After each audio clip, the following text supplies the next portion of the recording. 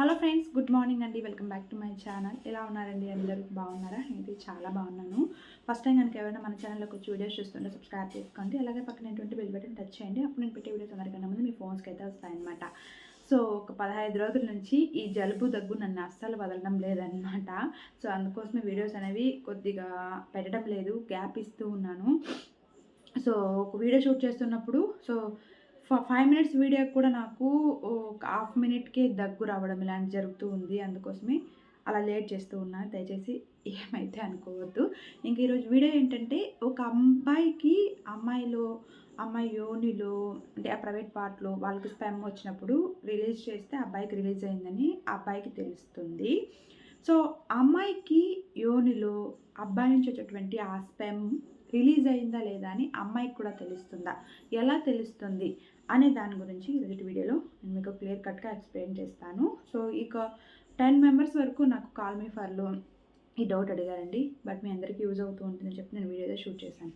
So late చేయకుండా టాపిక్లోకి అయితే వెళ్ళిపోదాం. మాతో మాట్లాడాలనుకుంటే call me for app download చేసుకొని, సో అందులో నా ఐడి రాజీ 1113@CM4 అనమాట. కాల్ చేస్తే నేను మాట్లాడతాను. ఒకవేళ నాకు ఆఫ్లైన్ పెట్టాను అంటే సో నేను మాట్లాడలేని సిచ్యువేషన్లో ఉన్నానని చెప్పి అర్థం చేసుకోండి. లేట్ చెప్పిన టాపిక్లోకి అయితే వెళ్ళిపోదాం.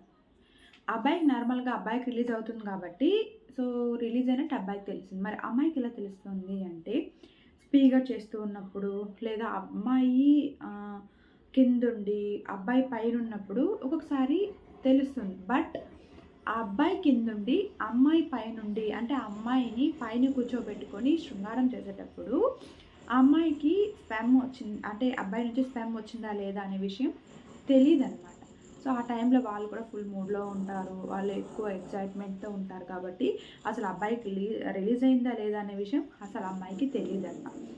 ఇంకా అలా కాకుండా అమ్మాయి కింద నుండి అబ్బాయి పైనుండి ఇంటర్ కోర్స్ చేస్తూ ఉంటే కనుక అప్పుడు ఏంటంటే సో స్పెర్మ్ వచ్చినట్టు అప్పుడు ఈజీగా వాళ్ళకి కారిపోయినట్టు అమ్మాయికి అయితే తెలిసిపోతుంది. అప్పుడు కారిపోయింది, ఇంక ఇతను చేయలేడు అనే టైంలో వీళ్ళు ఏంటంటే అరెచా అయిపోయిందా అన్న ఫీలింగ్లో ఉంటారంట. సో ఇలా ఒక్కొక్క యాంగిల్లో ఉన్నప్పుడు ఒక్కొక్కసారి అంటే ఆటోమేటిక్గా పురుషాంగం లూజ్ అయిపోతూ ఉంటుంది కదా, దాన్ని బట్టి తెలుసుకుంటారేమో అనుకోవచ్చు. బట్ ఏంటంటే వాళ్ళకి స్పెర్మ్ రిలీజ్ అవుతుందా లేదా అనేది తెలుస్తుంది. అబ్బాయికి కూడా తెలుస్తుంది, అమ్మాయికి కూడా తెలుస్తుంది. బట్ అమ్మాయికి రిలీజ్ అయ్యేది అబ్బాయికి తెలుస్తుందా లేదా అనేది నేను ఇంకొక వీడియోలో మీకు షేర్ చేస్తాను. సో ఎప్పుడు ఒకటే కాకుండా వైఫ్ అండ్ హస్బెండ్ డిఫరెంట్గా ట్రై చేస్తూ ఉన్నప్పుడు ఏంటంటే, ఒక్కొక్కసారి పైన ఉన్నప్పుడు కొంతమంది డాగీ స్టైల్లో ట్రై చేస్తూ ఉంటారు. ఆ టైంలో ఏంటంటే అమ్మాయి ఇంకా ఎక్కువ శృంగారం కావాలనుకుంటూ ఉంటుంది. ఆ టైంలో అబ్బాయికి వెంటనే స్పెర్మ్ వచ్చేస్తుంది. అప్పుడు చాలా డిసప్పాయింట్ అయిపోతారనమాట. స్పెర్మ్ వచ్చిందంటే లూజ్ అయిపోతూ ఉంటుంది, తెలిసిపోతూ ఉంటుంది. కానీ అమ్మాయి కింద నుండి అబ్బాయి పైన దాంతో హ్యాపీగా తెలుస్తుంది అమ్మాయికి. డాగీ స్టైల్లోనే తెలుస్తుంది.